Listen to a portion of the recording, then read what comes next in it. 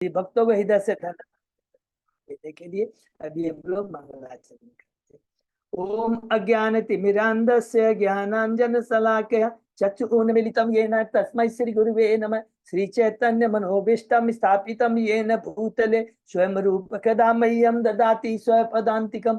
वन्देऽहं श्री गुरु श्री युगपदकमलं श्री गुरु वैष्णवांच च श्री रूपं साग्रजातं सहगण रघुनाथं वितं तं सजीवं स्वाधेतं सावधूतं परिजं सहितं कृष्ण चैतन्य देवं श्री राधा कृष्ण पादान सहगण ललिता श्री विशाखा वितांत च नम ओम विष्णु पादाय कृष्ण पृष्ठाय भूतले श्रीमते भक्ति वेदांत स्वामिन इति नामिने नमस्ते सारस्वती देवे गौरवाणी प्रचारिणे निर्विशेष शून्यवादी पाश्चात देश तारिणे वांछा कल्पतरुभ्यश्च कृपा सिन्धुभ्य एव च पतितानां पावनेभ्यो वैष्णवेभ्यो नमो नमः। नमो महावदान्याय कृष्ण प्रेम पदायते कृष्णाय कृष्ण चैतन्य नामने गौरत्विषे नमः। हे कृष्ण करुणा सिंधु दीन बंधु जगतपते गोपेश गोपिका कांत राधा कांत नमस्तुते। तप्त कांचन गौरांगी राधे बिंदाबनेश्वरी बिस्भानुसुते देवी प्रणमामि हरि प्रिये। नीलांचल निवासाय नित्याय परमात्मने बलभद्र सुभद्रायां जगन्नाथाय ते नमः। जय श्री कृष्ण चैतन्य प्रभु नित्यानंद श्री अद्वैत गदाधर श्रीवासादि गौर भक्तबिंद मुखम करोति वाचालम पंगु लंघे यत्कृपातमहं वन्दे श्री गुरुमदीन तारिणं परमानंद माधवम श्री चैतन्य ईश्वरम। हरे कृष्ण कृष्ण कृष्ण हरे हरे हरे राम राम राम हरे हरे। श्री श्री मंगलाचरण की जय, शिला प्रभुपाद की जय। हरे कृष्णा। आज के इस भगवत चर्चा में सभी भक्तों का हार्दिक स्वागत है। सभी भक्तों के चरणों में मेरा सादर दंडवंदन प्रणाम है। भगवान श्री कृष्ण गुरु आचार्य परम वैष्णव परम साधुओं की असीम कृपा से हम सब भक्त लोग मिल करके श्रीमद् भागवत के ऊपर में चर्चा कर पा रहे हैं। कैंटो 6 के 90वें अध्याय में है वृत्तासुर का आविर्भाव। वृत्तासुर देखिए वो असुर है लेकिन है भगवान का परम भक्त। बहुत सुंदर इनकी लीला है जो कि इस भागवतम के माध्यम से हम लोग 10, 11, 12 3 अध्याय में बहुत सुंदर डिटेल में हम इसका वर्णन सुनेंगे। उसके पहले हम लोगों ने ये जो 8 अध्याय कंप्लीट किए संक्षेप में दोहराते हैं। प्रथम 3 अध्याय में जो कि अजामिल से संबंधित है, अजामिल की कथा से संबंधित है, इसके अंदर में जब परीक्षित महाराज सुखदेव गोस्वामी से पूछते हैं कि जीवों को नरक में जाने से कैसे बचाया जा सकता है, तो उत्तर में सुखदेव गोस्वामी संक्षेप में यही कहते हैं जितनी भी प्रायश्चित की विधि कर लीजिए, जितने भी भौतिक ज्ञान की विधि कर्म योग की विधि अपना कर लीजिए, एकमात्र भक्ति से, केवल एकमात्र भक्ति से ही हम लोग क्या कर सकते हैं, अपने सारे प्रायश्चित, सारे अपने पाप को नष्ट कर सकते हैं, पाप करने की प्रवृत्ति को नष्ट कर सकते हैं और भगवान की असीम कृपा प्राप्त कर सकते हैं। और इस उदाहरण के लिए, इसको स्थापित करने के लिए, इस बात को चरितार्थ करने के लिए बहुत सुंदर अजामिल की कथा हमें यहाँ पर बताते हैं सुखदेव गोस्वामी जी परीक्षित महाराज के माध्यम से कि किस प्रकार एक अजामिल एक वैश्य के कुसंकर संसर्ग में आकर करके पतित हो जाता है। और जब यमराज के दूत आते हैं उसे दंड देने के लिए, पकड़ने के लिए, तुरंत उस समय वो अपने पुत्र का नाम जिसका उसने नारायण रखा था वो भी भगवान की अहेतु की कृपा से वो उच्चारण करता है। तुरंत विष्णुदूत उसकी रक्षा करने के लिए आ जाते हैं। बहुत सुंदर तर्क होता है, इसलिए थोड़ा संक्षेप में दोहराएंगे क्योंकि दोनों भक्त हैं, याद रखेंगे। वो विष्णु भक्त हैं और ये है हमारे यमराज के भक्त हैं। कहते हैं विष्णुदूत तुम्हें धर्म के बारे में पता है? और यमदूत बोलते हैं हाँ, जो शास्त्र के अनुकूल है वो धर्म है, उसके विपरीत जो है वो अधर्म है। वेद साक्षात भगवान है और ऐसा हमने यमराज से सुना है। और इस अजामिल ने इतने पाप कर्म किए हैं लेकिन उसके लिए कोई प्रायश्चित नहीं किया है। जैसे ही कहते हैं इसका प्रायश्चित नहीं किया, दूसरे अध्याय में पहुंचते हैं और विष्णुदूत कहते हैं प्रायश्चित नहीं किया। अजामिल ने असहाय निरपराध होकर करके भगवान का नाम लिया है और उस दिव्य नाम का उसने श्रवण करने मात्र से, उच्चारण करने मात्र से वह सारे पापों से मुक्त हो गया है। और तुरंत वो यमराज के दूत के पास से छुड़ा देते हैं। और उसके बाद में हमने देखा कि किस प्रकार अजामिल अपने कुकर्म के लिए पश्चाताप करता है, क्योंकि क्या है, देखिए माया बहुत प्रबल है, 3 गुण बहुत ही शक्तिशाली है। किस प्रकार जीव कब माया के चंगुल में पड़ जाएगा कोई कह नहीं सकता है। भौतिक जगत में हम सदैव असुरक्षा है, और हम जब तक सुरक्षित नहीं होंगे, जब तक भगवान के नाम का आश्रय नहीं लेंगे, भगवान के शुद्ध भक्तों का संग नहीं प्राप्त करेंगे। ये बात कैसे मालूम पड़ती है? तीसरे अध्याय में प्रवेश करते हैं, पता लगती है ये बात यमराज, जो कि 12 महाजनों में एक है, वो यमदूतों को बताते हैं।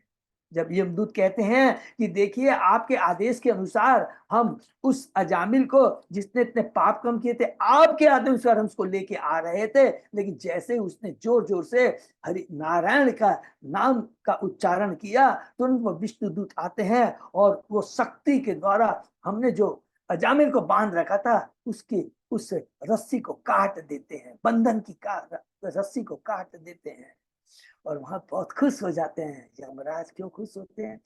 भगवान का जो शुद्ध भक्त होता है दिव्य आनंदित कब होता है? बहुत की ऐश्वर्य को देख के नहीं, उपाधि को देख। जहां हरि नाम का कीर्तन हो, जैसे ही उसके कान में नारायण का अपने यमदूतों से नारायण का शब्द सुना, गदागद हो जाता, आनंदित हो जाता है और कहता है, याद रखो कि तुमने जो प्रश्न किया था कि कितने नियंत्रक हैं इस जगत में, एकमात्र परम नियंता कृष्ण है। इंद्र, ब्रह्मा, शिव और सारा भौतिक जगत, सारे जीव, चींटी से लेकर ब्रह्मा तक उन्हीं के अधीन में है। और याद रखना, जिन लोगों ने भगवान को अपने, भगवान के चरणों में अपने को शरणागत कर दिया है, समर्पित कर दिया है, उनके पास भूल से मत जाना, क्योंकि वो भगवान की कौमुदी गदा से सुरक्षित रहता है कि उन्हीं लोग को लेके आना जो भगवान के नाम गुण लीलाओं का समन कीर्तन नहीं करते, जिनके मस्तक भगवान के सामने नहीं झुकते। हरि बोल। चौथे अध्याय में प्रवेश करते हैं, अध्याय 4। इसमें हमने पढ़ा प्रजापति दक्ष द्वारा भगवान से की गई हंस गुह्य प्रार्थना है, क्योंकि कैंटो 4 के अंदर में जो स्वयं मनु की परंपरा थी, तो याद रखेंगे कि हम लोग वो रुक गई थी। आते आते कहां पर रुक गई थी? प्रचेताओं की, जो कि कैसे रुक गई थी? क्योंकि प्रचेताओं का और मरीषा से जो पुत्र होता है उसका नाम है दक्ष। दक्ष कहता है कि मैं राज सिंहासन पर नहीं बैठूंगा, और वो चला जाता है कहां पर? वो तपस्या करने चला जाता है। और इसी चलते जब रुक गई थी, तब स्वयं ब्रह्मा जी आकर प्रियव्रत को कहते हैं, वो भी ब्रह्मचारी था, नारद जी के निर्देशन में भक्ति कर रहा था, लेकिन समय काल पात्र देख के अनुसार पे तुरंत ब्रह्मा जी आके कहते हैं, नहीं प्रियव्रत, इस भौतिक जगत का भार कौन संभालेगा? एक उपयुक्त राजा होना बनना जरूरी है। और तब उनके कहने पर प्रियव्रत राजा बने थे। तो वही दक्ष यहाँ पर हम चतुर्थ अध्याय में हम पाते हैं कि किस प्रकार वो विंध्याचल पर्वत में जाकर कर करके वो भगवान की स्तुति करता है। बहुत सुंदर स्तुति है, और इसकी स्तुति को सुनकर भगवान प्रसन्न हो जाते हैं और आके दर्शन देते हैं। तुमसे मैं बहुत प्रसन्न हूँ, और मैं तुम्हें आदेश देता हूँ कि तुम प्रजापति पंचन की पुत्री अक्षिणी से ब्याह करो, और उससे संतान जनता की वृद्धि करने के लिए सैकड़ों संतान उत्पन्न करो। चौथा अध्याय समाप्त होता है। 5वें अध्याय में हम प्रवेश करते हैं। प्रजापति दक्ष द्वारा नारद मुनि को शाप। भगवान विष्णु की माया से प्रेरित होकर दक्ष अपनी पत्नी से प्रथम 10,000 पुत्र उत्पन्न करता है, और जिनके नाम है हर्ष कहलाते हैं।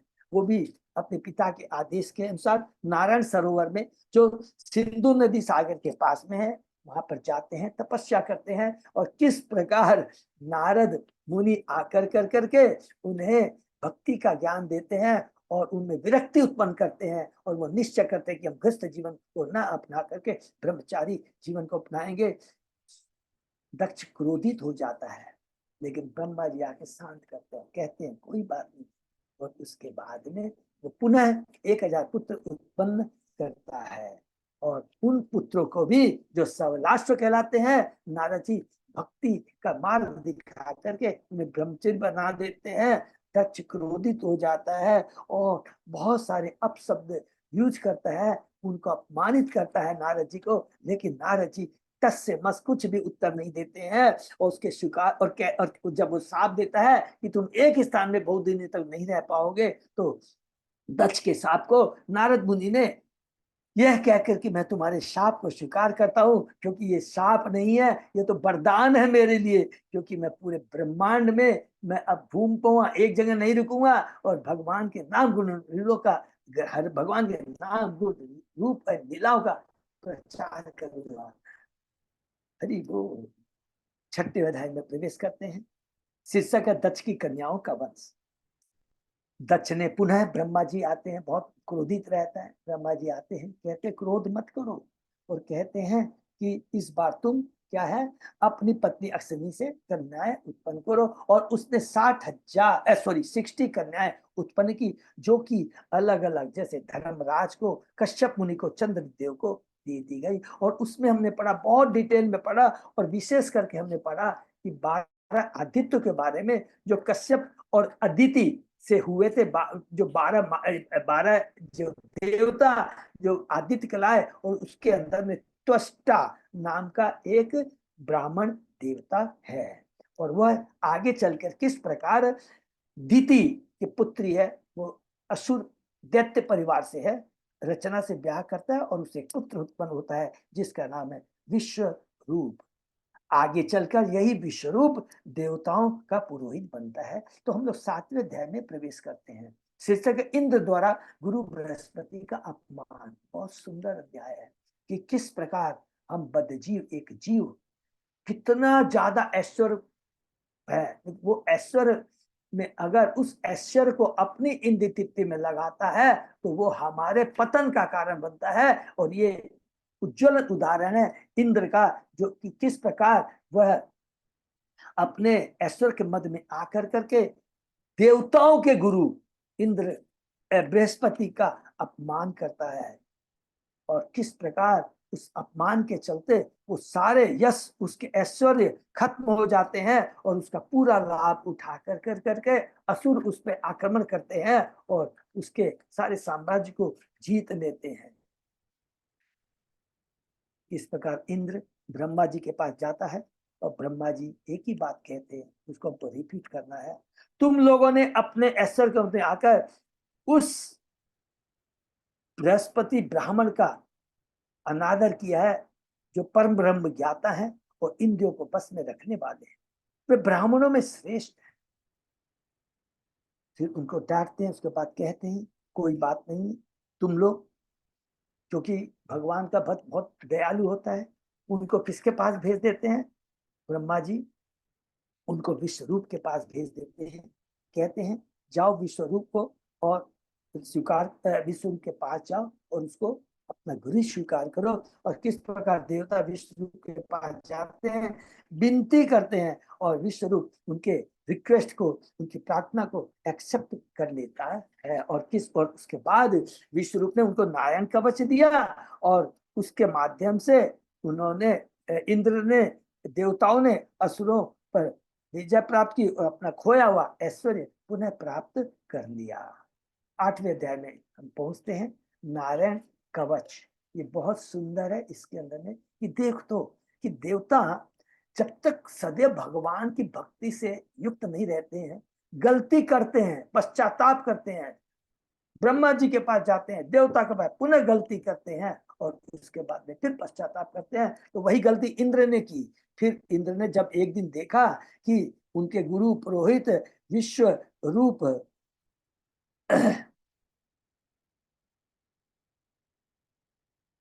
माने जिनके 3 मुख रहते हैं, जो कि हम लोगों ने पढ़ा था कि किस प्रकार वो सॉरी, उसके पहले हम लोगों ने पढ़ा कि नारायण कवच के बारे में, जो नारायण कवच इसको मिला था, किसको, विश्व रूप से मिला था, उससे वो असुरों को मारते हैं। तो यहाँ पर नारायण कवच के बारे में 8वां अध्याय स्पेशली बताया गया, लेकिन संक्षेप में हमने 7वें अध्याय में उसका वर्णन संक्षेप में सुन चुके हैं। फिर भी 8वें अध्याय में डिटेल में नारायण कवच के बारे में बताया गया। इस अध्याय में बताया गया कि स्वर्ग के राजा इंद्र ने किस प्रकार असुरों पर विश्व रूप के द्वारा दिए गए नारायण कवच के द्वारा विजय प्राप्त की, और असुरों को जीत लेने के बाद उसने 3 लोगों का ईश्वर का भोग किया, जो कि हम लोग ने इस 7वें अध्याय के अंत में भी रिपीट किया और 8वें अध्याय में भी बीतने में यही चीज बताया गया है। 9वें अध्याय में हम लोग प्रवेश करते हैं, वृत्तासुर का आविर्भाव। इसके अंदर हम देखते हैं कि इंद्र की मति पुनः किस प्रकार गड़बड़ा जाती है। कि एक बार जब उसने देखा कि उनके गुरु विश्व रूप यज्ञ करते रहते हैं जिनके 3 मुख हैं, जब उसने देखा कि वो चोरी चोरी असुरों के नाम की भी आहुति डाल रहा है, तो वो क्रुद्ध हो जाता है। और उसको जब इस बात का पता चलता है तो वह विश्व रूप के 3 सिर को काट देता है। पुनः उसे अपनी गलती का पश्चाताप होता है और 1 वर्ष तक उसने यातना भोगी, और तब अपनी शुद्धि के लिए उसने इस हत्या के पाप को 4 जनों में दे दिया। हमने पढ़ा था कि पृथ्वी को दिया था, उसके बाद में पानी को, उसके बाद में उसने स्त्री को, और उसके बाद में वृक्ष को। तो 4 है, पृथ्वी, जल, वृक्ष और ऋषियों का हमने डिटेल में पढ़ा कि किस प्रकार उसने ये 4 पाप इन लोगों को दिया और साथ ही साथ उनको 4 वरदान भी दिए। तो पाप क्या है पढ़ लेते हैं कि पाप ये है कि पृथ्वी को दिया कि तुम्हारे कुछ कुछ स्थान है रेगिस्तान मरुस्थल रहेंगे, और उसको लाभ क्या दिया कि जहां जहां गड्ढे होंगे वो अपने आप भर जाएंगे। पानी में दिया क्या कि तुम में बुलबुले फन होंगे, फन आता है ना पानी में, बुलबुले होंगे। और उनको वरदान क्या दिया कि यदि तुमको किसी दूसरे द्रव्य में मिलाया जाएगा तो उसका आयतन बढ़ जाएगा। वृक्ष को क्या अभिशाप दिया कि उसका तुम्हारे पाप के रूप में रस, जो कि नहीं कोई लेना चाहता, टच नहीं करना चाहता है। और उनको वरदान क्या दिया कि तुम्हारी जब एक शाखा कट जाएगी तो पुनः वो स्वतः ही फिर उग जाएगी, बढ़ जाएगी। स्त्रियों में उन्होंने रजो दर्शन ये पाप के रूप में दिया, लेकिन कहा तुम्हारी हमेशा अपने देव काम वासना पूरी कर पाएंगी, ये उन्हें वरदान दिया। उसके बाद में जब त्वष्टा जो विश्वरूप का पिता है, उनको पता लगा कि मेरे पुत्र का इंद्र ने वध कर दिया है, एक यज्ञ करता है और उस यज्ञ में ये याचना करता है, इच्छा करता है कि मुझे ऐसा पुत्र मिले जो इंद्र का वध कर दे। लेकिन दुर्भाग्यवश या कुछ भी समझे कि उसने ये मंत्र का सही उच्चारण नहीं किया, और उसने जो उच्चारण किया उसका अर्थ क्या निकलता कि मुझे ऐसा पुत्र दे जो इंद्र के द्वारा मारा जाए। उसके बाद में उस यज्ञ से एक महान भयानक व्यक्ति प्रकट हुआ जिसने पूरे ब्रह्मांड को ढक दिया, इसलिए उसका नाम वृत्तासुर पड़ा। सभी देवता उसको देख कर करके चकित हो गए, नर्वस हो गए। अतः सभी देवताओं ने श्री भगवान नारायण की पूजा करने के लिए, उन्हें प्रसन्न करने के लिए उनकी प्रार्थना की। और यहाँ जो देवताओं की प्रार्थना बहुत ही सुंदर प्रार्थना है, कुछ कुछ हम लोग दोहराते हैं, कहते हैं श्री भगवान ही एकमात्र आश्रय है। अतः जो मनुष्य किसी अन्य से अपनी रक्षा की कामना करता है, बहुत सुंदर श्लोक है, वह अवश्य बड़ा मूर्ख है और कुत्ते की पूंछ पकड़कर समुद्र को पार करना के समान है। क्योंकि हम सभी अपने आप को भगवान से पृथक एवं स्वतंत्र ईश्वर के रूप में मानते हैं, इसलिए हम उस भगवान को देखने में असमर्थ रहते हैं।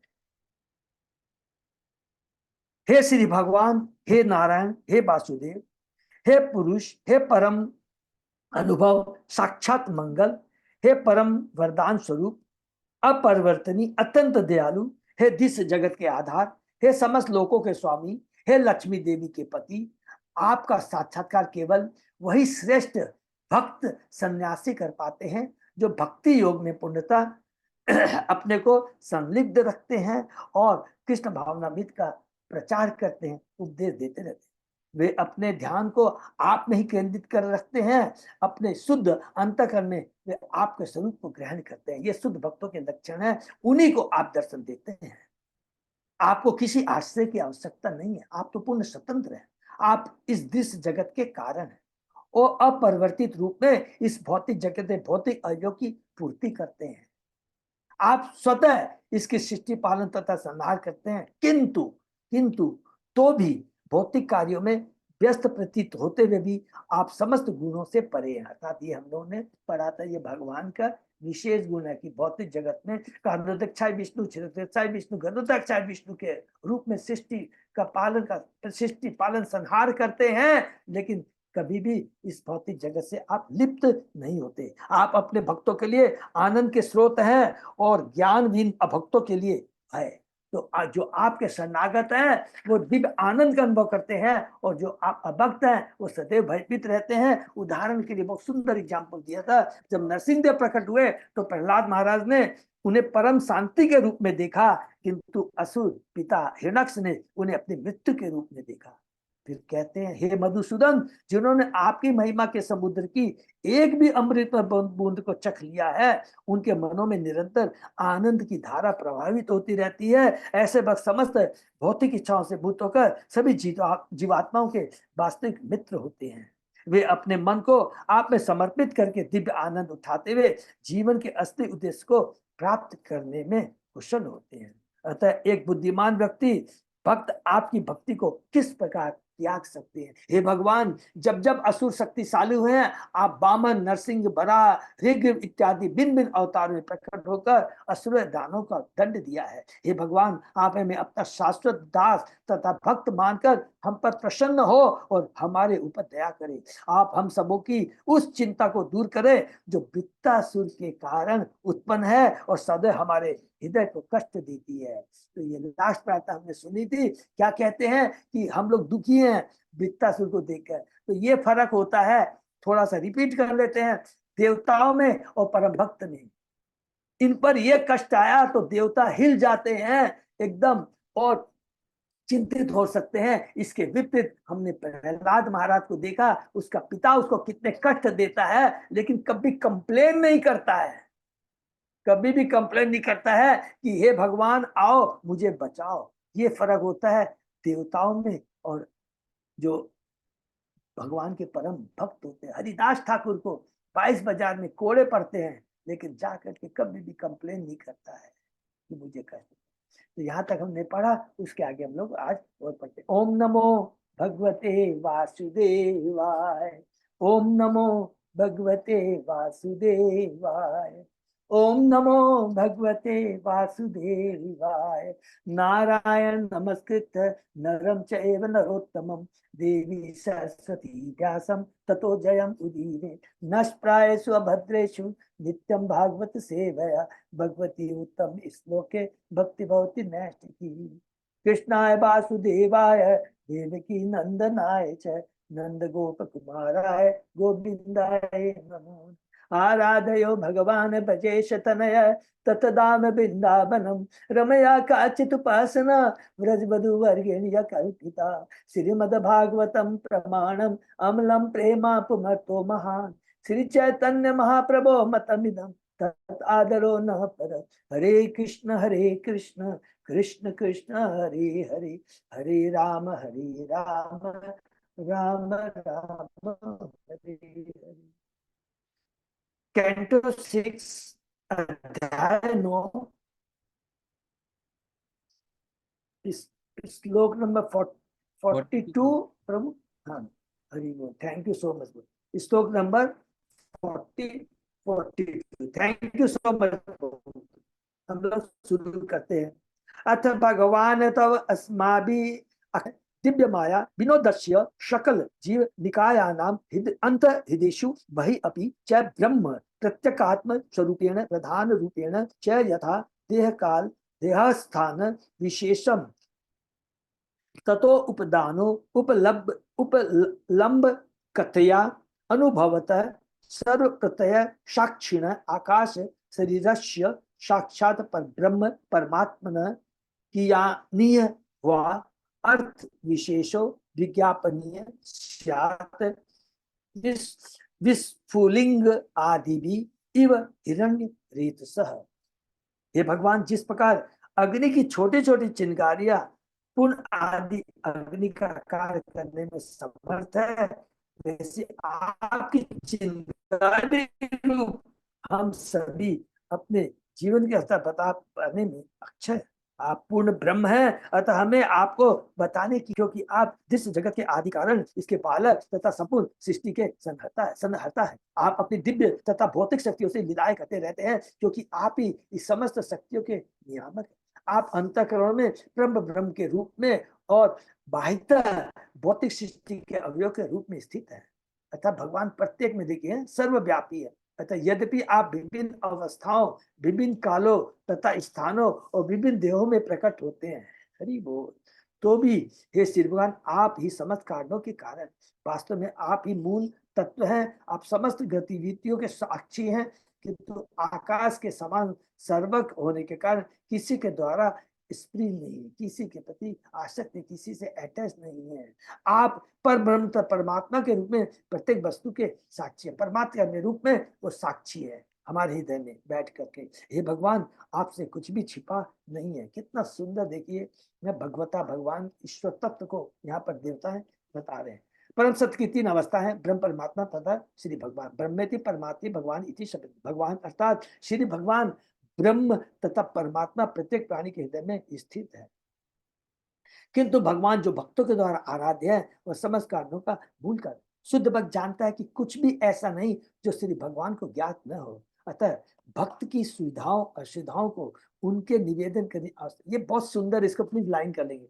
अतः शुद्ध भक्त जानता है कि कुछ भी उनसे छिपा नहीं है जो भगवान को ज्ञात न हो। अतः भक्त की सुविधाओं असुविधाओं को उनसे निवेदन करने से आवश्यकता नहीं है। भक्त को भगवान से बोलने की दरकार नहीं है कि मुझे ये कष्ट है। प्रहलाद महाराज वो शुद्ध भक्त है, उनको मालूम है कि मैं सदैव सुरक्षित हूँ, भगवान की कौमुदी गदा से के द्वारा मैं सुरक्षित हूँ, इससे कंप्लेन नहीं करता है। लेकिन हमारी जब भक्ति पूर्ण नहीं होती है तो हम विचलित हो जाते हैं और सोचते हैं अरे ठीक है भक्ति तो कर रहा हूँ, थोड़ा बहुत और दूसरे भी उपाय कर लूं कि जिससे क्या है हमारे कष्ट दूर हो जाए। नहीं, इसलिए जब देवताओं ने परमेश्वर से वित्तस के आक्रमण से होने वाले कष्टों का निवेदन किया तो उन्होंने अपनी सुरक्षा के लिए की गई प्रार्थना के लिए क्षमा याचना की। वो निसंदेह नवदीक्षित भक्त दुख या निर्धनता से छुटकारा पाने अथवा ज्ञान प्राप्ति के लिए ईश्वर के पास जाता है। तो ये थोड़ी सी याद रखेंगे कि देवता विचलित होते हैं क्योंकि शुद्ध भक्त नहीं है, याद रखेंगे। लेकिन उनमें क्वालिटी क्या होती है, जब वो गलती करते हैं तुरंत अपनी गलती का एहसास मान लेते हैं, पश्चाताप करते हैं। चाहे आप ब्रह्मा जी को देख लीजिए, चाहे आप इंद्र को देख लीजिए, किसी को भी देख लीजिए, तुरंत इंद्र ने गलती की, हमने सुना है 10वें कैंटो में, हमने कार्तिक महीने में कहते हैं ना, उन्होंने अलग अलग किस तरह इंद्र, किस तरह ब्रह्मा भगवान अपराध करते हैं, लेकिन तुरंत पश्चाताप करते हैं। भगवत गीता में ऐसे 4 प्रकार के पुरुषों का वर्णन है जो इसके भक्ति करना प्रारंभ करते हैं, आर्त अर्थाती जिज्ञासु तथा ज्ञानी जो परम सत्य। किंतु शुद्ध भक्त जानता है कि ईश्वर सर्वव्यापी सर्वज्ञाता है, अतः किसी व्यक्तिगत लाभ के लिए उनकी पूजा या प्रार्थना करना व्यर्थ है। शुद्ध भक्त किसी आकांक्षा के बिना भगवान की सेवा करता है। ईश्वर सर्वत्र विद्यमान है और अपने भक्तों की आवश्यकता को जानता है, फलतः भौतिक लाभ के लिए जाता करके उन्हें कष्ट देने की आवश्यकता नहीं है। भगवान जानते हैं इसको क्या कष्ट है, तो भगवान जो हमारे प्रारब्ध में लिखा है हमें भोगना है, लेकिन भगवान कष्ट को सहने की शक्ति प्रदान कर देते हैं। और जब हमारी भक्ति और तीव्र होती है तो भगवान सारे कष्टों को भी दूर कर देते हैं, सारे पापों को भी नष्ट कर देते हैं, पाप करने की प्रवृत्ति को नष्ट कर देते हैं और अपना दिव्य प्रेम प्रदान करते हैं। यह भक्ति की शक्ति।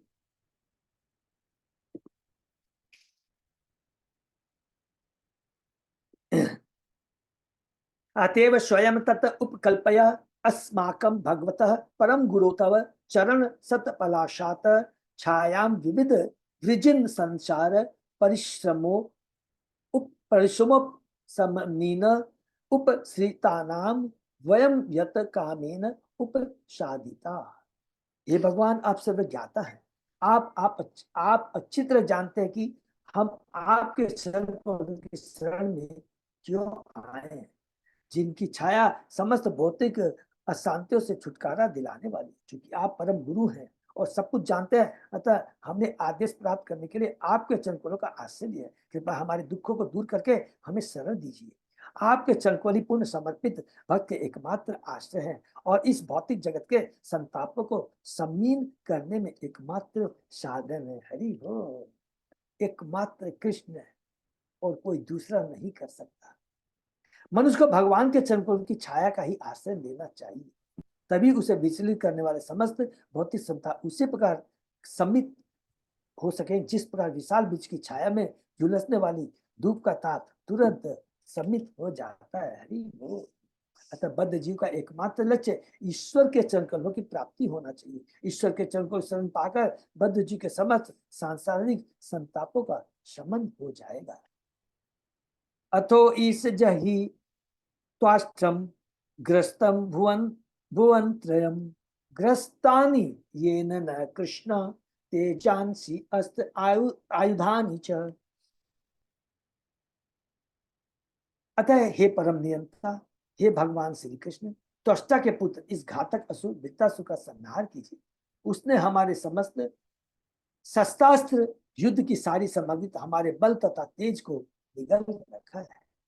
भगवद गीता में भगवान कहते हैं, न माम दुष्कृतो मूढ़ा प्रपद्यन्ते नराधा माया अप्रियत ज्ञान आश्रम भाव आश्रिता चतुर्विधा भजन्ते माम जना सुखितो अर्जुन आर्त जिज्ञासु अर्थात ज्ञानी च भरत।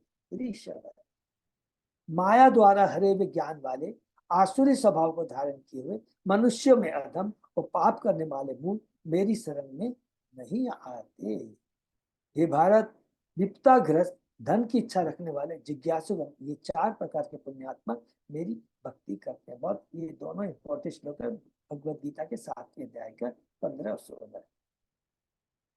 ये चार प्रकार के नवजीत भक्त जो भौतिक लाभों की, देखिए कितना सुंदर है, ये चार प्रकार के नवदीक्षित भक्त प्रभुपाद जी बहुत समझ कर बड़े भगवान के सकता है। जो भौतिक लाभों की दृष्टि से भगवान की भक्ति करते हैं शुद्ध भक्त नहीं है, किंतु ऐसे भक्तों को यह लाभ है, वे कभी कभी भौतिक इच्छाओं को त्याग कर शुद्ध भक्त बन जाते हैं। जब देवता अपने को निरुपाय पाते हैं तो अश्रुपूर्ण होकर प्रार्थना करते हुए भगवान के पास जाते हैं और इस प्रकार वे प्राय शुद्ध भक्त बन जाते हैं। प्राय शुद्ध भक्त बन जाते हैं क्योंकि भौतिक वासनाओं से मुक्त रहते हैं, सतोगुण लेपन पे वो रहते हैं। वे यह स्वीकार करते हैं कि परम ऐश्वर्य के कारण ही वे ईश्वर की भक्ति करना भूल गए थे, अतः वे परमेश्वर ईश्वर को आत्मसमर्पण कर देते हैं। तो ये परम ऐश्वर्य, वो ऐश्वर्य जो हमारी भक्ति में बाधक है, वो क्या है, हमारे पतन का कारण, वो वास्तव में ऐश्वर्य नहीं है। फिर ईश्वर चाहे तो उसका पालन करे या संहार करे, ऐसा आत्मस्मरण आवश्यक है। भक्ति विनोद ठाकुर का गीत है, मारीबो राखीबो जो इच्छा तो हार। हे भगवान, मैं आपके चरण को पूर्णतः समर्पित हूँ, अब आपकी जैसी इच्छा, चाहे मुझे बचाएं या मारे। आपको दोनों का अधिकार है। यह है शुद्ध भक्त का भाव, भगवान की पूर्ण समर्पण।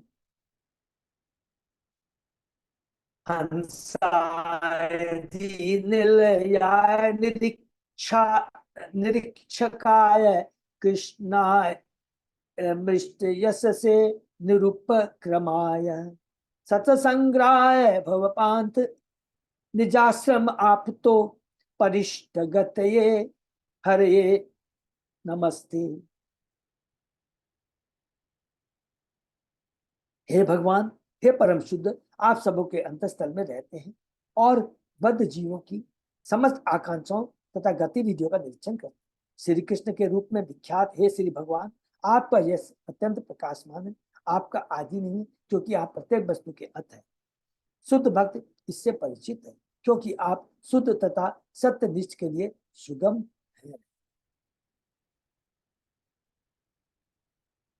जब करोड़ों वर्षों तक भौतिक जगत में भटकने के बाद बद्ध आत्माएं आपके चरणों पर मुक्त बनाई जाकर शरण पाती है तो उन्हें जीवन का परम लक्ष्य प्राप्त हो जाता है। अतः हे श्री भगवान, हम आपके चरणा वृंद को सादर नमस्कार करते हैं। हरि बोल, बनते प्रतिष्ठित हरे नमस्ते।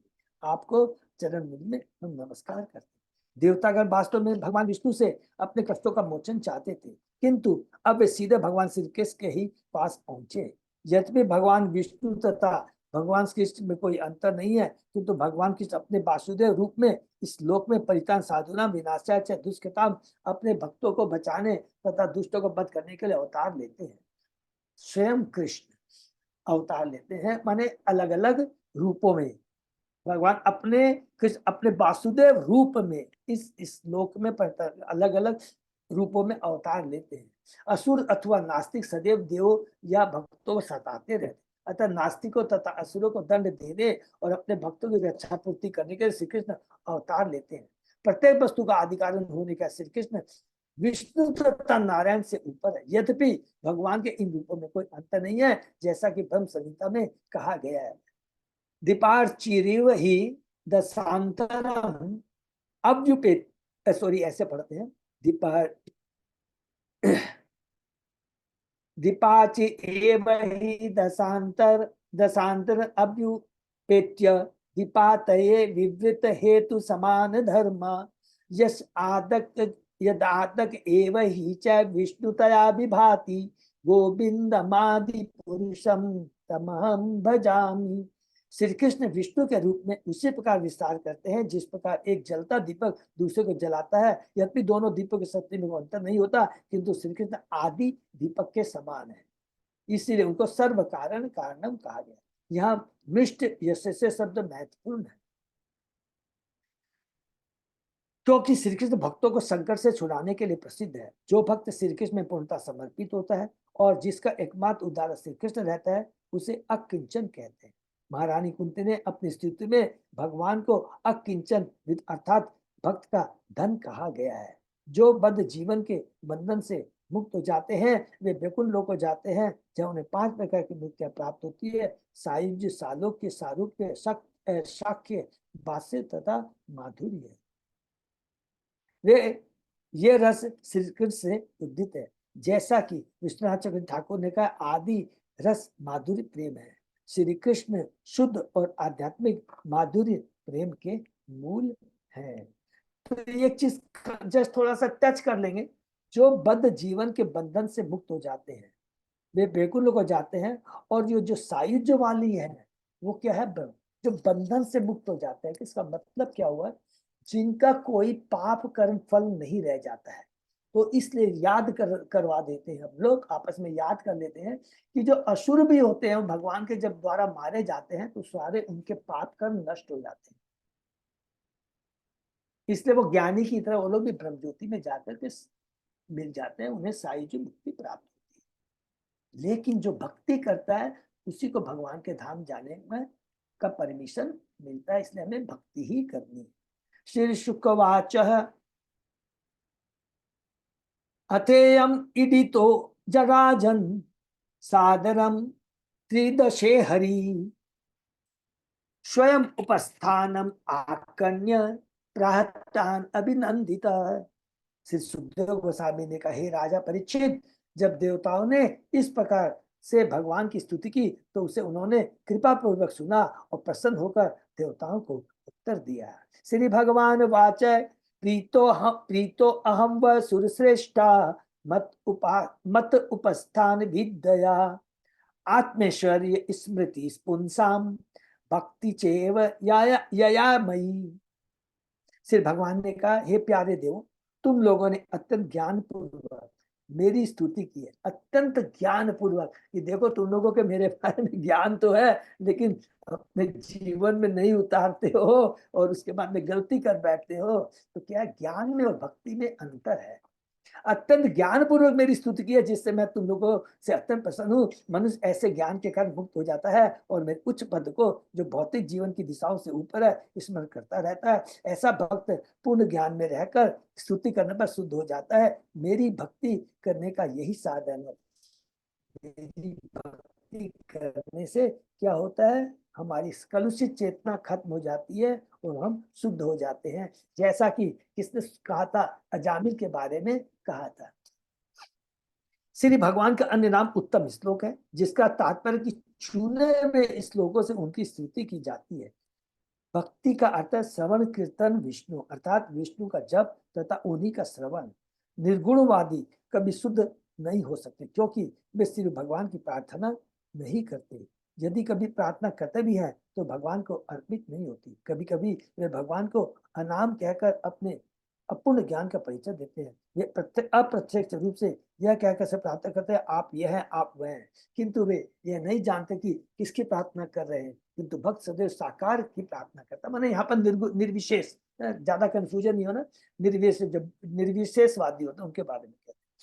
किंतु भक्त सदैव साकार की प्रार्थना करता है। भक्त कहता है, गोविंदम आदि पुरुषम तमहम भजामि, मैं गोविंद या श्री कृष्ण को सादर नमस्कार करता हूँ। प्रार्थना करने की यही विधि है। यदि भक्त इस प्रकार साकार की प्रार्थनाएं करता है तो वह शुद्ध भक्त बनने तथा भगवान के धाम वापस जाने का अधिकारी हो जाता है। हरि बोल। किम दुरापन मई प्रीते तथापि विबुध ऋषभ, मई एकांत मति न अन्यत, मतो वांछति तत्वित। हे बुद्धिमान देवताओं में श्रेष्ठ, यह सत्य है कि यद्यपि मेरे प्रसन्न हो जाने पर किसी के लिए कुछ भी प्राप्त कर लेना कठिन नहीं, तो भी शुद्ध भक्त जिसका मन एकांत भाव से मुझ पर स्थित है, मेरी भक्ति में निरंतर रहने के अतिरिक्त मुझसे और कुछ भी नहीं मांगता। तो ये होता है शुद्ध भक्त में कि अन्य अभिलाषिता शून्य ज्ञान कर्मादि अनाथ, कुछ भी नहीं मांगता। मेरी भक्ति, तुम लोग आकर के ये भौतिक ऐसे, लेकिन मेरा भक्त है मुझसे कुछ भी नहीं मांगता। और यहाँ पर पढ़ा है कि देवताओं ने रियलाइज भी किया था और अपनी भक्ति में कहा भी है और भगवान से क्षमा भी मांगा 2 श्लोक के पहले कि हम लोग ने भौतिक याचना के लिए आपके आए हैं, उसके हम लोग क्षमा चाहते हैं। तो फिर तुरंत बोलते हैं, हमारे वित्तासुर से रक्षा करो। देवतागण स्तुति करने के बाद अपने शत्रु वित्तासुर के वध किए जाने की उत्सुकता पूर्वक प्रतीक्षा करने लगे। इसका तात्पर्य यह हुआ कि देवतागण शुद्ध भक्त नहीं थे। हरि बोल। देखिए यहाँ प्रभुपाद जी ने क्लियर कह दिया, इतनी प्रार्थना कर रहे हैं, उसमें कहते हैं हम लोग भौतिक ऐश्वर्य के लिए आपके पास आए हैं, और सब कुछ के बाद में अंदर में क्या है, हे भगवान हमारी वित्तासुर से रक्षा करें। तो इसलिए प्रभुपाद जी क्लियर बोलते थे, इससे तात्पर्य यह हुआ कि देवतागण शुद्ध भक्त नहीं थे। यद्यपि भगवान के प्रसन्न होने पर किसी के लिए कुछ भी प्राप्त कर लेना सहज, किंतु भगवान को प्रसन्न करके देवता सदैव भौतिक लाभ की आकांक्षा करते हैं। भगवान चाहते थे कि देवता उनसे अवश्य शुद्ध भक्ति के लिए प्रार्थना करते, किंतु उन्होंने अपने शत्रु के संहार के लिए प्रार्थना की। शुद्ध भक्त तथा भौतिक पद पर आसीन भक्त का यही अंतर है। अर्थात देवता इंद्र, अर्थात ऐसे बोलेंगे, इंद्र और प्रहलाद में यही अंतर है। अप्रत्यक्ष रूप से भगवान दुखी थे कि देवताओं ने शुद्ध भक्ति की याचना क्यों नहीं की। और ये शुद्ध भक्ति की याचना कौन करता है, ये आपको पता लग जाएगा। न वेद कृपण से आत्मनो गुण वस्तु धृक, तस्य तान इच्छतो यच्छेत यदि शो अपि तथा विद।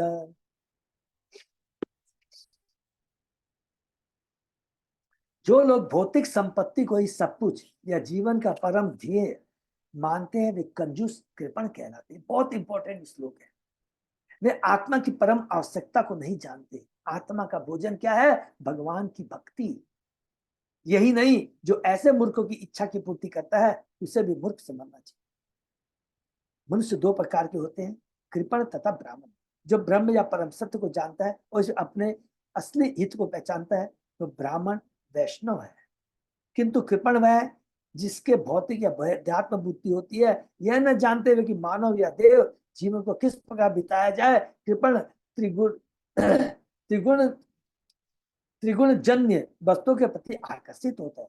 इस प्रकार भौतिक लाभों की कामना करने वाले कृपण मूर्ख होते हैं, जबकि आध्यात्मिक लाभ की कामना करने वाले ब्राह्मण वैष्णव बुद्धिमान है। यदि कोई कृपण अपना हित चिंतन किए बिना किसी से कुछ मांगता है, उसे यदि कोई हर वस्तु देता है तो वह भी मूर्ख है। किंतु श्री कृष्ण मूर्ख नहीं, वे अत्यंत बुद्धिमान, अर्थात देवता मूर्ख है। इससे अल्प फलम तेसा तद्भवति अल्प मेधसा। गीता के साथ 23वें या 25वें श्लोक में भगवान बोलते हैं, जो देवताओं की पूजा करते हैं, अल्प बुद्धि वाले ही देवताओं की पूजा करते हैं। और जो देता है, कितनी बड़ी बात लिखता है, जब कोई कृष्ण से भौतिक लाभ की कामना करता है तो उसे वे वस्तु न देकर उसे बुद्धि प्रदान कर, जिससे वह भौतिक का त्याग कर उनके चरणों में आश्रय हो जाए। और उसके पहले कहते हैं कि यदि कोई कृपण अथवा हित चिंतन किए बिना किसी से कुछ मांगता है और उसे यदि कोई वह वस्तु देता है तो वह भी मूर्ख है। हरि बोल। अर्थात देवताओं को भी, हम लोग देवता के पास जाते हैं, उन्हें भौतिक चीज दे देते हैं हम लोगों को मांगने पर, क्योंकि वो व्यापारी है, ये व्यापारी है। लेकिन जो भगवान का जो शुद्ध भक्त होता है, और भगवान जो है वो पिता पुत्र का संबंध है। जिस पर माँ अपने बच्चे अच्छा कितना ही वो मांगे, यदि उसके हित के लिए नहीं है तो मां नहीं देती है। व्यापारी है, उसको पैसा दीजिए वो पट से आपको वो दे देगा। ऐसी दशा में यद्यपि कृपण भौतिक वस्तुओं के लिए भगवान से प्रार्थना करता है, किंतु भगवान उस सारी संपत्ति लेकर उस कृपण को बदले में भक्त बनने की सद्बुद्धि प्रदान करते हैं। बहुत ही सुंदर है, क्योंकि चेतन चरितमृत में 22वें अध्याय में चेतन महाप्रभु सनातन गोस्वामी को जो शिक्षा दे उसके अंदर में है, बहुत सुंदर है। भगवान का कथन है, आमी विज्ञ यही मूर्ख विषय के अनुदिबो स्वचरणामृत दिया विषय भुलाई। हरि बोल। क्योंकि मैं अत्यंत बुद्धिमान हूं, अतः मैं इस मूर्ख को धन क्यों दूं, इसके बजाय मैं अपने चरण कमल की शरण के अमृत के उसे प्रेरित करूंगा और उसके झूठे भौतिक सुख को भुलवा दूंगा। हरि बोल। ये होता है भगवान की कृपा, भगवान के भक्त की कृपा। यदि कोई भक्ति के बदले भौतिक संपत्ति के लिए प्रार्थना करता है तो भगवान उसके धन को लेकर बदले में बुद्धि प्रदान करते हैं, जिससे वह क्रमशः उनके चरण को लोग सेवा करके संतुष्ट होने लगता है। इस प्रसंग में श्री विश्वनाथ चक्रवर्ती ठाकुर की टीका है कि यदि मूर्ख बालक अपनी माता से विष मांगे तो बुद्धिमान माता निश्चय उसे विष नहीं देगी, भले वह कितना ही अनुभव विनय क्यों न करे, कितनी प्रार्थना करे, कितना ही गिड़गड़ाए, नहीं, मान नहीं देगी। भौतिक दादा व्यक्ति को यह पता नहीं है कि भौतिक संपत्ति को स्वीकार करना विष अथवा जन्म मृत्यु के चक्र को स्वीकार करने के तुल्य है। बुद्धिमान ब्राह्मण भौतिक बंधन से अपनी मुक्ति की आकांक्षा करता है, यही मनुष्य का असली कल्याण है। हमें भगवान से क्या प्रार्थना करनी चाहिए, इस आपकी भक्ति प्रदान करो, आपके शरण में मुझे लेके जाओ, तो स्वतः ही हम इस भौतिक जगत से छुटकारा पा जाएंगे। स्वयं नृषे श्रेयसम स्वयं नृषेयम वित्तवान न वक्ति अज्ञाय कर्म ही न राति रोगिणो अपथ्यम वांछित अपि विस्कतम। भक्ति योग में दक्ष शुद्ध भक्त कभी भी मूर्ख पुरुष को भौतिक सुख के लिए कर्म करने का उपदेश नहीं देगा। ऐसे कार्यों में सहायता करना तो दूर रहा, ऐसा भक्त उस अनुभवी वैद्य के समान है जो रोगी के चाहते हुए भी उससे कुपथ्य ग्रहण करने के लिए प्रोत्साहित नहीं करता। बहुत सुंदर, इसको अंडरलाइन करने, जो भक्त होता है कभी भी उस वैद्य के समान है। अरे तुमको ये रोग है तो वही दवा देगा और कोई दूसरी दवा नहीं देगा। नहीं, डॉक्टर साहब ऐसी दवा दीजिए जो मीठी लगे, अच्छा नहीं, कड़वी दवा दूंगा अगर वो तुम्हारे लिए लाभदायक है। देवताओं द्वारा, श्री भगवान विष्णु द्वारा प्रदत्त वरों में यही अंतर है। वेदों देवों से भक्त इंद्र तृप्ति के लिए मांगते हैं, इसलिए भगवत गीता में उन्हें बुद्धि से विहीन कहा गया है। कामे हित ज्ञान प्रपद्यन्ते अन्य देवता तम तम निमावस्थाय प्रकृतिया नित्याश्रय। हरि बोल। कामनाओं ने जिनके ज्ञान को हर लिया है वही अन्य देवताओं की शरण लेकर अपने स्वभाव उपासना के विधि विधानों का पालन करते हैं। बद्धजीव प्राय बुद्धिहीन होते हैं। हरि बोल। क्योंकि उनमें इंद्र तृप्ति के लिए इतनी इच्छा रहती है, वे यह नहीं जानते कि कौन सा वर मांगा जाए। इसलिए शास्त्रों में उपदेश दिया गया है कि अब भक्तजन भौतिक लाभ के लिए देवताओं की पूजा करें। उदाहरण, यदि कोई सुंदर पत्नी चाहता है तो उसे उमा या देवी दुर्गा की पूजा करने की सलाह दी जाती है। यह सब शास्त्रों वेदों में लिखा है। यदि कोई रोग से मुक्ति चाहता है तो उसे सूर्यदेव की पूजा करने को कहा जाता है। किंतु देवताओं से वर प्राप्त करने की समस्त प्रार्थनाएं भौतिक काम वासनाओं के कारण है। ये वर दृश्य जगत के अंत होते ही वर देने वाले के साथ समाप्त हो जाते। हरि बोल। क्या बढ़िया बात लिखा है। ये वर दृश्य जगत के अंत होते ही, मतलब जब पूर्ण प्रलय आ जाती है तो जो वर मांगता है और जो वर देने वाला है दोनों ही समाप्त हो जाते हैं। हरि बोल। इतना सुंदर प्रभु भाजी लिखते हैं। यदि कोई वर मांगने के लिए भगवान विष्णु के पास जाता है तो वे उसे ऐसा वर देते हैं जिससे वह भगवान के धाम वापस जा सकता है। इसकी पुष्टि स्वयं भगवान ने भगवत गीता में की है। तेषां सत्युक्तानां भस्तां प्रीतिपूर्वकं ददामि बुद्धि योगम तब ये मामुपयान्ति थी।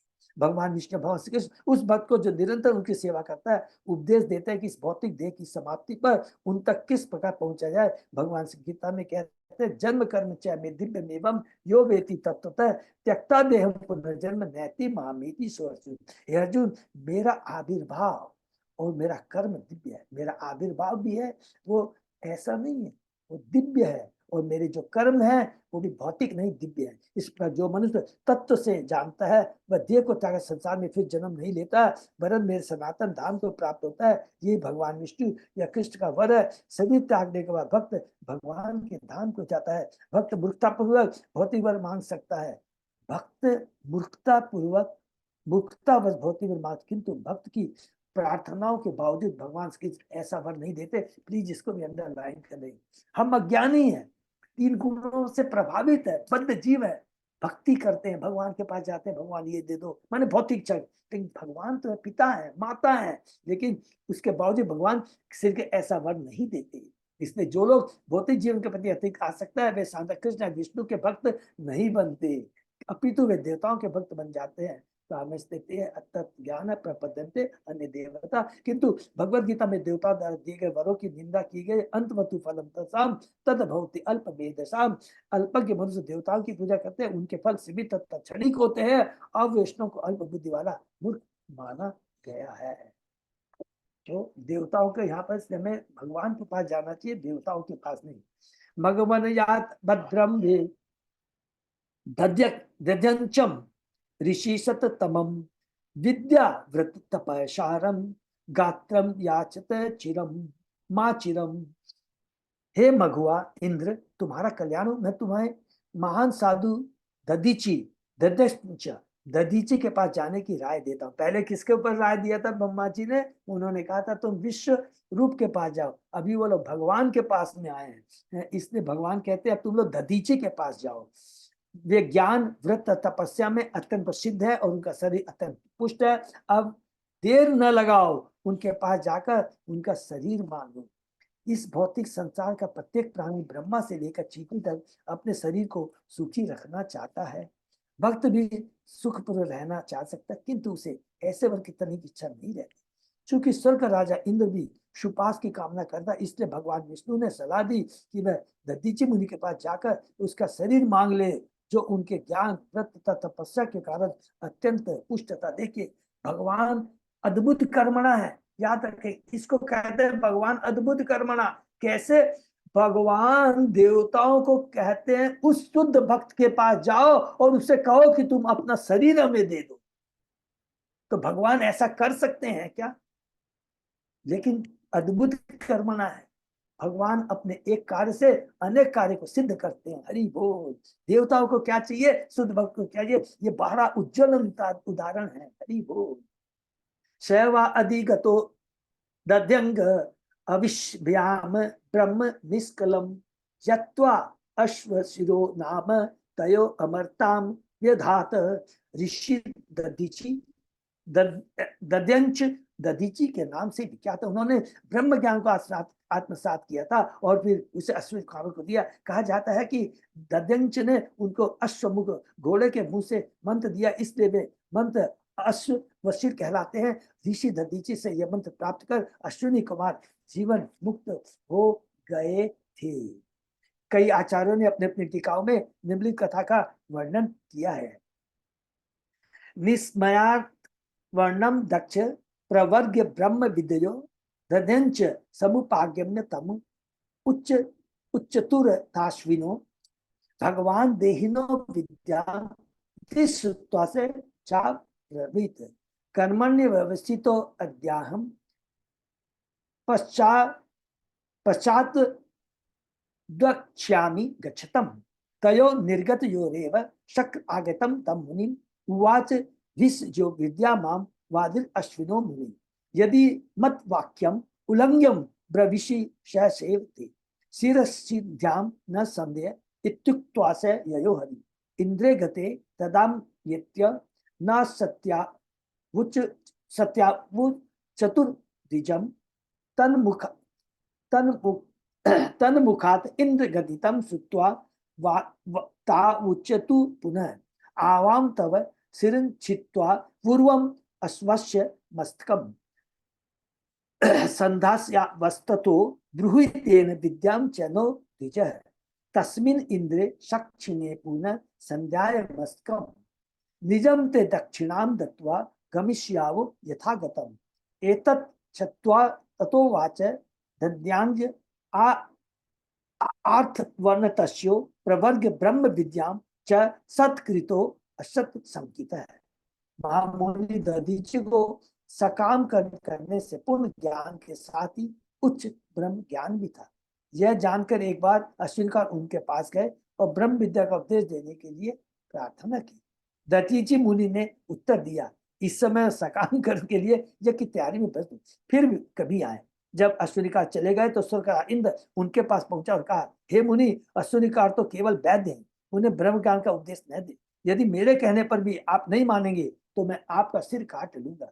दधीचि को इस प्रकार आगाह करके इंद्र स्वर्गलोक चला गया। अश्विनी कुमारों ने इंद्र का मनोभाव ताड़ दिया, अतः वे दधीचि के पास लौट आए और ब्रह्म विद्या प्रदान करने की प्रार्थना की। जब मुनि ने इंद्र की प्रताड़ना दोहराई तो अश्विनी ने कहा, हम आपके इस सर को काट कर घोड़े का सिर लगा देते हैं।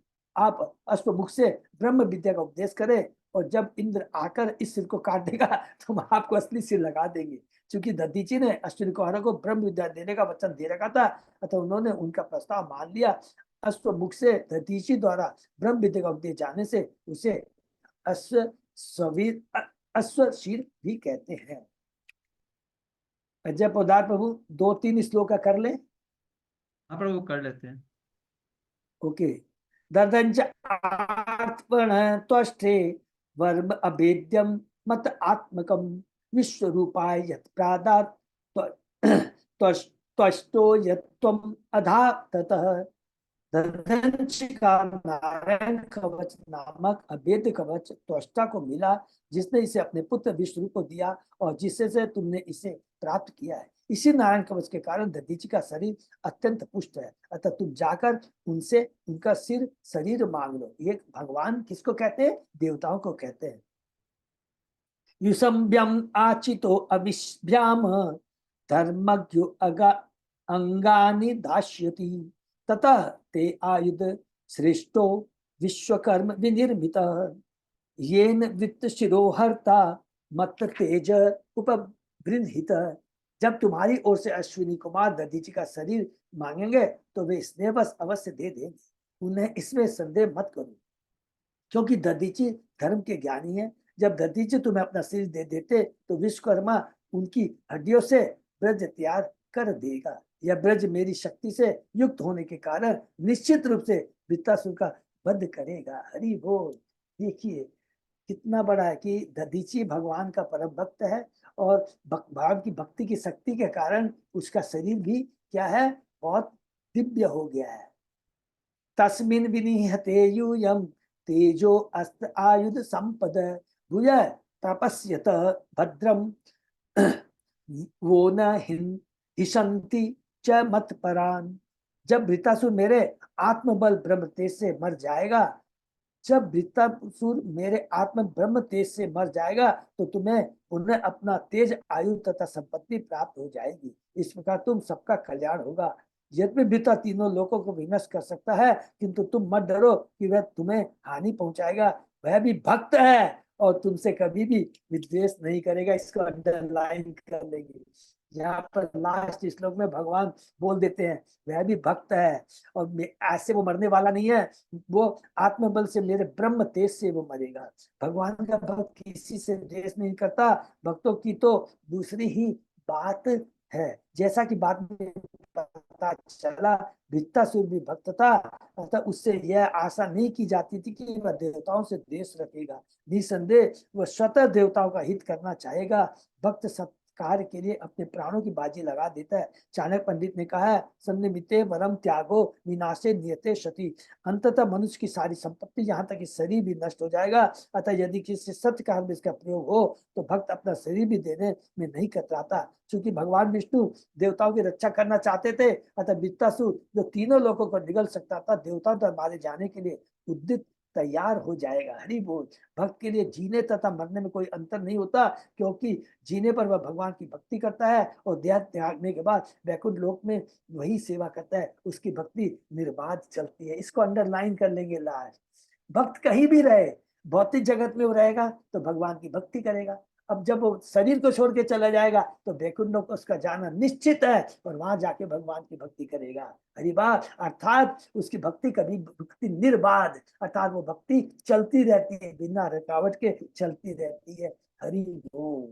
तो यहाँ पर हम लोग समाप्त करते हैं इस कि भगवान अद्भुत कर्मणा है, और भगवान यहाँ पर हमें इस पूरे अध्याय के अंदर में, पूरी भागवतम के अंदर में ये स्थापित करना चाहते हैं अलग अलग लीलाओं के माध्यम से कि जो भौतिक चीजों के प्रति आसक्त है वो उनके बंधन का कारण है, लेकिन जो भगवान का भक्त होता है उस कभी भी भौतिक चीजों के प्रति आसक्ति नहीं रहता है, सदैव वह भक्ति में रहता है, चाहे वो भौतिक जगत में रहे या आध्यात्मिक जगत में, दोनों उसके लिए समान है, क्योंकि उससे कोई आसक्ति नहीं है उसको भौतिक जगत। तो ये, और इसी बात को ये स्थापित करेंगे किससे? देवताओं के मनोभाव से और भक्त के मनोभाव से। तो अब हम देखेंगे कि इंद्र का मनोभाव तो देख लिया है, अब मनोभाव देखेंगे दधीची का और वृत्तासुर का। हरि बोल। कि वो दोनों शुद्ध भक्त हैं, लेकिन देवता शुद्ध भक्त नहीं है, ये भगवान ने क्लियर, प्रभुपाद जी ने अपने तात्पर्य में क्लियर कह दिया। अर्थात हमें देवताओं की पूजा नहीं करनी चाहिए, कृपा करके हमें देवताओं की नहीं। ठीक है, शुरू में हम करते हैं, हमको ज्ञान नहीं है, लेकिन भक्ति करते करते इतना दृढ़ विश्वास हो जाना चाहिए कि देवता हमें इस भौतिक जगत से छुटकारा नहीं दिला सकते हैं, केवल भौतिक चीज दे सकते हैं। एकमात्र कृष्ण भगवान का शुद्ध भक्ति है, इस भौतिक जगत से छुटकारा दिला सकता है। हरि कृष्ण। हरि बोल। तो यही बस समाप्त करते हैं और फिर आगे हम लोग पढ़े। किसी का कोई प्रश्न है? हरि बोल। अजय पोदार प्रभु, हाँ प्रभु। कोई भी अनाउंसमेंट है प्रभु? इसमें ऐसा सच कुछ नहीं है, डिसाइपल नहीं। कोर्स है ऑनलाइन, जिसको करना है तो इनरोल कर देंगे। हाँ, तो बस समय बहुत कम है, बहुत कम समय रह गया, तो प्लीज सब लोग याद करके डिजिटल कोर्स बहुत जरूरी है, ये कर लीजिए। है बार बार नहीं, मौका नहीं मिल, मौका तो मिलता है, लेकिन कर लीजिए जितना जल्दी हो तो अच्छा रहेगा। ठीक है। और उसके बाद में दीक्षा के बारे में मैंने बताया ही था, तो जैसे अजय प्रताप यदि आप बोलेंगे तो हम लोग 31 तारीख को या 1 तारीख को तो इलेक्शन है, देखेंगे। तो फिर सुबह से मेरी इच्छा है कि भक्त लोग एकदम पूरी रूप से तैयार है, कोई भी प्रश्न है कुछ भी है तो हम लोग 10 मिनट क्लास के बाद में कर सकते हैं, डिस्कस करते हैं, फ्राइडे को कर सकते हैं, जैसा भी सबको सुविधा हो। हरे कृष्णा। एक तो विराम देते हैं, और उसके बाद में नेक्स्ट हमारा जो उत्सव है, फेस्टिवल है, सबको मालूम ही है। नेक्स्ट है स्नान यात्रा, और उसके बाद में रथ यात्रा। तो अभी हमको उसके लिए तन मन धन से अपने को तैयार करना। हरे कृष्ण। श्री भक्त बहुत बहुत धन्यवाद। आज का सेशन ये विराम देते हैं, फिर कल सुबह 7 बजे।